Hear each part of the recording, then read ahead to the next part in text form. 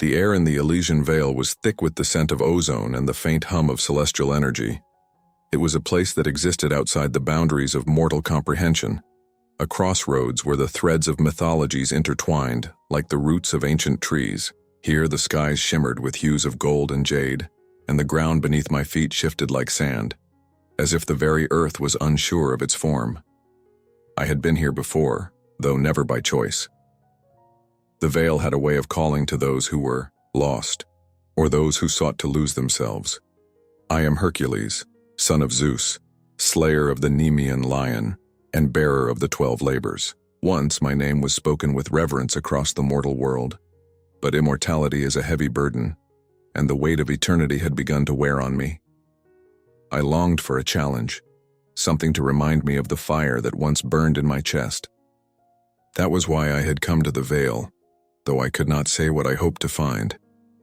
The first sign that something was amiss came in the form of a tremor that rippled through the Vale.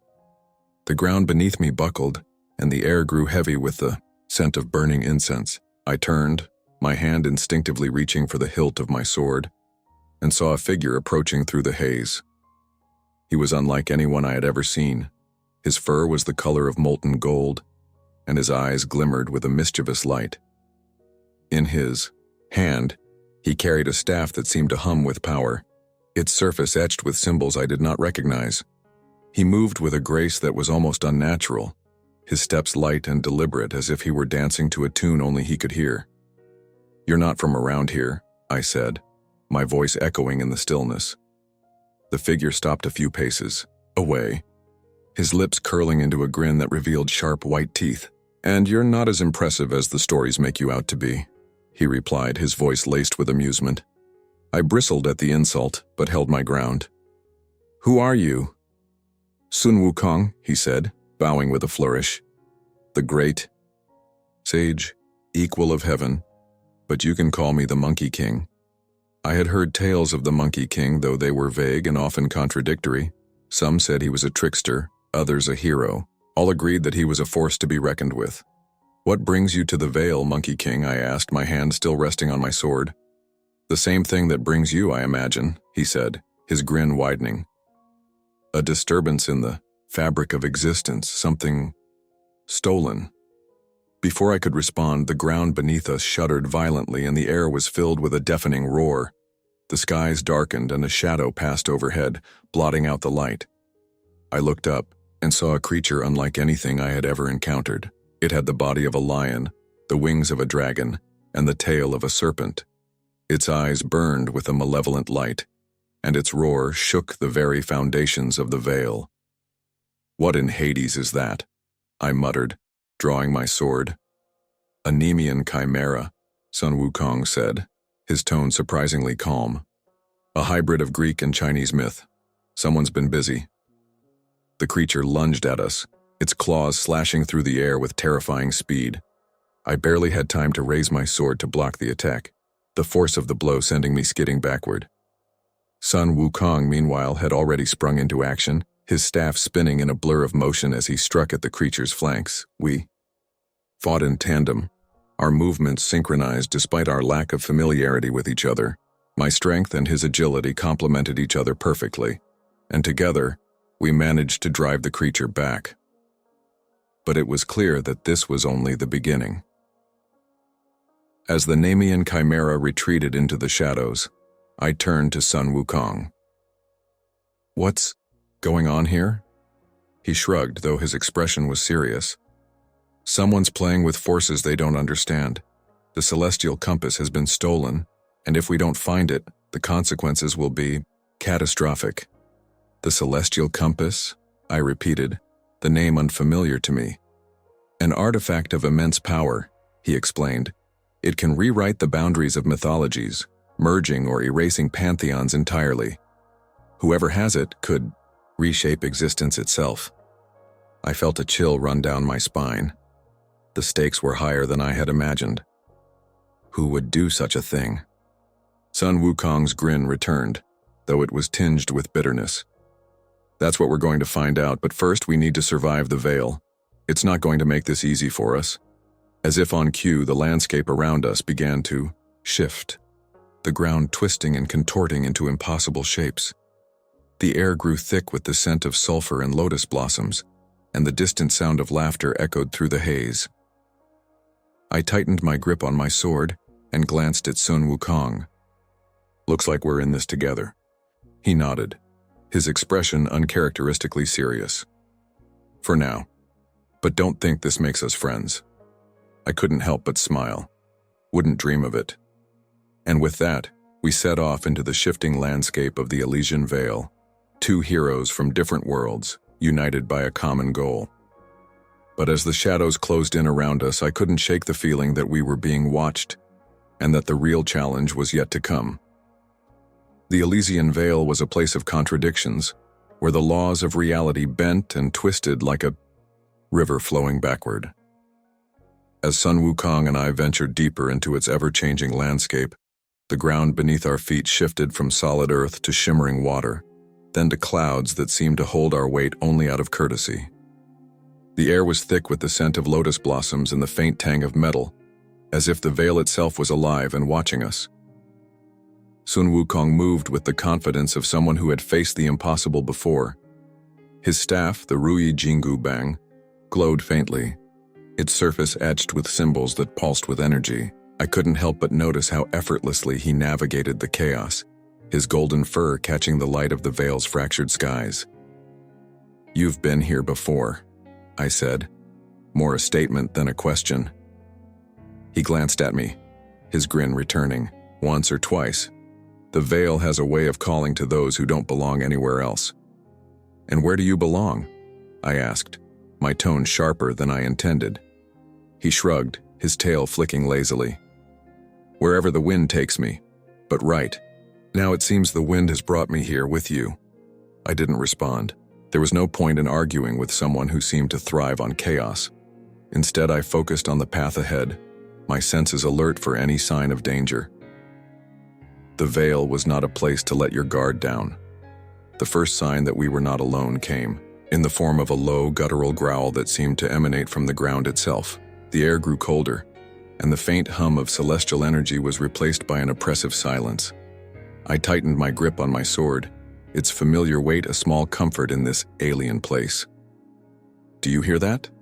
I asked, my voice barely above, a whisper. Sun Wukong nodded, his expression uncharacteristically serious. "Something's coming, and it's not happy."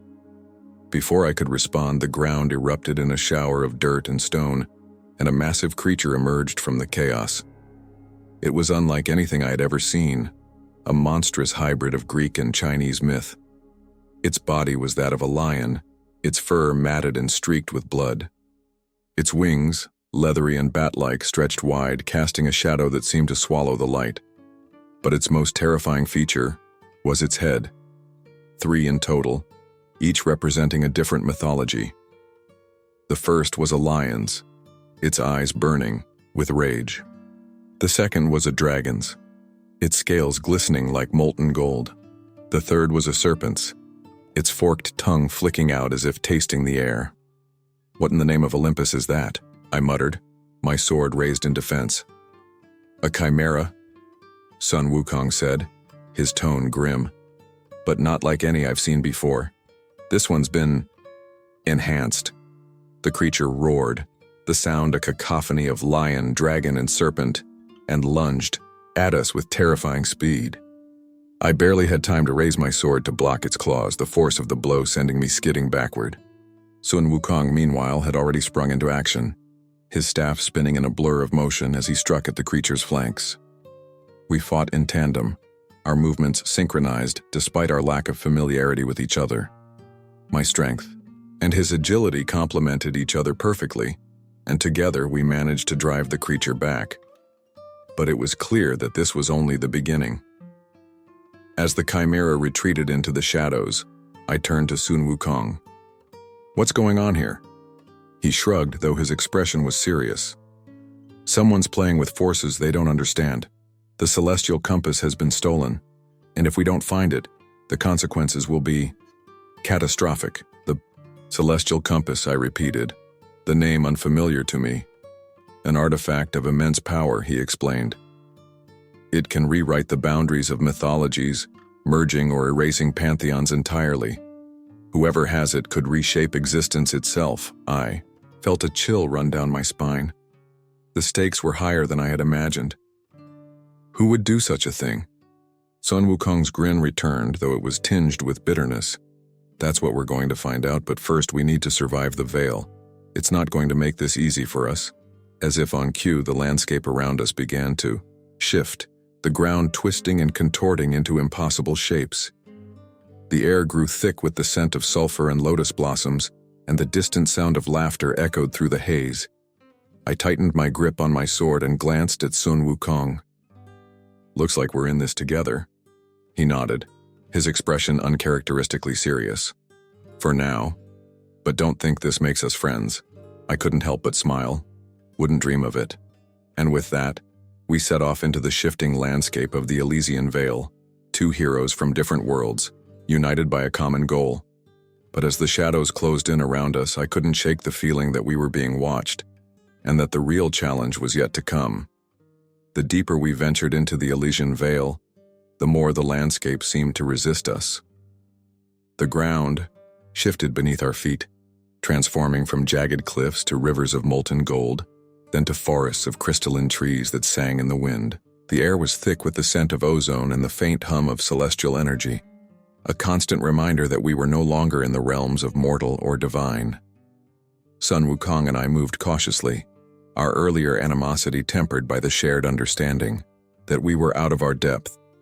The veil was not just a place, it was a living, breathing entity, and it did not take kindly to intruders. "Do you feel that?" Sun Wukong asked, his voice low. I nodded. The air had grown heavier, the hum of energy replaced by a deep, resonant thrum that seemed to vibrate through my bones. It was as if the veil itself was holding its breath, waiting for something to happen. "We're close," I said, tightening my grip on my sword. "The temporal nexus can't be far." Sun Wukong's eyes narrowed. "And neither can Kronos Atom." The name sent a chill down my spine. The forgotten deity, a fusion of Greek and Egyptian time gods, had been a shadowy figure in the myths I had heard. But here, in the Vale, he was no longer a myth. He was a threat, one that could unravel the very fabric of existence. As we pressed forward, the landscape shifted once more, the crystalline trees giving way to a vast open plain. At its center stood the temporal nexus, a swirling vortex of light and shadow that seemed to pulse with a life of its own. The air around it shimmered, distorting reality like heat rising from desert sands. And there, standing before the nexus, was Kronos Atom. He was a towering figure, his form shifting and changing like the sands of time itself. One moment he appeared, as a regal pharaoh, his golden headdress gleaming in the light of the nexus. The next he was a wizened old man, his eyes filled with the weight of centuries. But no matter his form, his presence was overwhelming, a force of nature that seemed to bend the very air around him. "So you've come," he said, his voice a deep, resonant echo that seemed to come from everywhere and nowhere at once. "I wondered how long it would take you to find me." "We're here to stop you," I said, stepping forward. My voice sounded small compared to his, but I refused to back down. Kronos Atom laughed, the sound like thunder rolling across the plain. "Stop me? You think you can stop time itself? How quaint." Sun Wukong stepped up beside me, his staff glowing faintly in the dim light. "We've faced worse than you," he said, his tone defiant. "Have you?" Kronos Atom asked, his eyes narrowing. "You think your strength and your tricks can save you? You are nothing but pawns in a game you cannot comprehend." Before either of us could respond, he raised his hand, and the ground beneath us erupted in a shower of dirt and stone. The air grew colder, and the hum of the nexus intensified, its light growing brighter until it was almost blinding. "The celestial compass is mine," Kronos Atom said, his voice rising to a deafening roar. "And with it I will rewrite existence. I will erase the boundaries between mythologies, and I will reign supreme." As he spoke, the nexus began to spin faster, its light growing brighter and brighter until it was almost blinding. The air around us grew colder, and the ground beneath our feet began to crack and splinter. "We have to stop him," I said, turning to Sun Wukong. He nodded, his expression grim. "But we can't do it alone. We need to work together." I hesitated for a moment, then nodded. "Agreed." With that, we charged forward, our weapons raised. Kronos Adam met us head-on, his form shifting and changing as he moved. One moment he was a towering giant, his fists like boulders as they crashed down toward us. The next, he was a swirling vortex of sand and wind, his form impossible to pin down. But we fought on, our movements synchronized despite our lack of familiarity with each other. My strength and his agility complemented each other perfectly, and together, we managed to hold our own against the deity. As the battle raged on, the Nexus continued to spin faster and faster, its light growing brighter and brighter. The air around us grew colder, and the ground beneath our feet began to crack and splinter. "We have to destroy the compass," Sun Wukong said, his voice barely audible over the roar of the Nexus. I nodded, my eyes scanning the area for any sign of the artifact. But before I could spot it, Kronos Adam struck, his fist slamming into my chest with the force of a tidal wave. I flew backward, skidding across the ground until I came to a stop, at the edge of the Nexus. As I struggled to my feet, I saw Sun Wukong leap into the air, his staff spinning in a blur of motion as he struck at Kronos Adam. The deity roared in anger, his form shifting and changing as he tried to evade the Monkey King's attacks. But Sun Wukong was relentless, his movements fluid and precise as he pressed the attack. And then, with a final powerful strike, he shattered the celestial compass, its pieces scattering across the ground like shards of glass. The effect was immediate. The Nexus began to collapse, its light growing dimmer and dimmer until it was nothing more than a faint glow. The air around us grew warmer, and the ground beneath our feet stabilized. Kronos Adam roared in anger, his form shifting and changing as he tried to maintain his hold on reality. But without the compass, his power was fading, and he knew it. "This isn't over," he said, his voice a faint whisper as he faded into the shadows.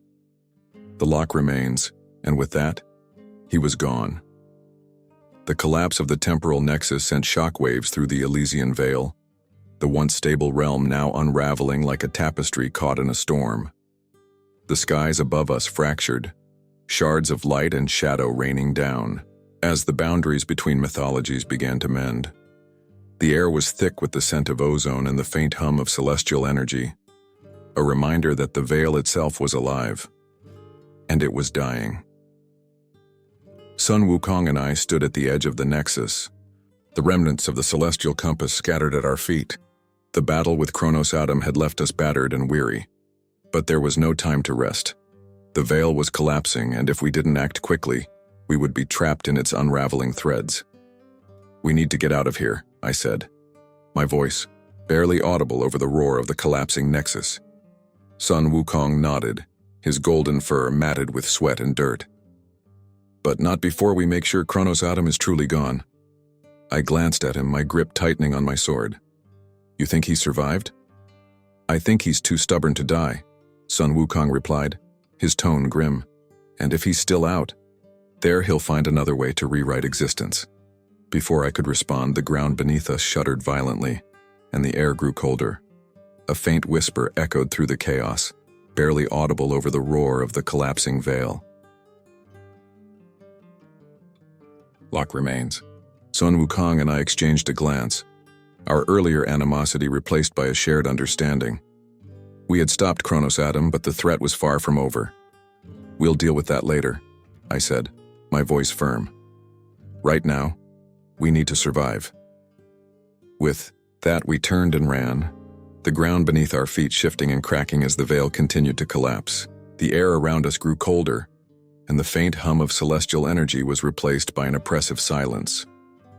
The skies above us fractured, shards of light and shadow raining down as the boundaries between mythologies began to mend.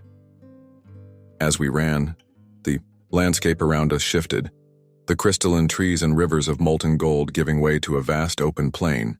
The air was thick with the scent of ozone and the faint hum of celestial energy, a reminder that the veil itself was alive. and it was dying. Finally, after what felt like an eternity, we reached the edge of the veil, the boundary between mythologies. The air here was calmer, the ground stable beneath our feet, but the veil was still collapsing and we had no way of knowing how much time we had left. "This is it," Sun Wukong said, his voice barely audible over the roar of the collapsing veil. "The boundary between mythologies. Once we cross, there's no going back." I nodded, my grip tightening on my sword. "Then let's go." With that, we stepped through the boundary, the air around us shimmering as we crossed into the realm of mortal and divine. The veil was gone, its once stable realm now a distant memory. As we stood there catching our breath, I couldn't help but feel a sense of loss. The veil had been a place of contradictions, a crossroads where the threads of mythologies intertwined. But it was also a place of danger, a realm where the boundaries between mythologies could be rewritten. "What now?" I asked, turning to Sun Wukong. He shrugged, his golden fur catching the light of the setting sun. "We go our separate ways. You return to your pantheon and I return to mine." I hesitated for a moment, then nodded. "And what about the lock?" Sun Wukong's expression grew serious. "We'll deal with that when the time comes. But for now, we've done what we came to do." I couldn't help but smile. "Agreed." With that, we parted ways, each returning to our respective pantheons. But as I walked away, I couldn't shake the feeling that this was only the beginning. The veil was gone, but the thread of Chronos Adam and the lock remained.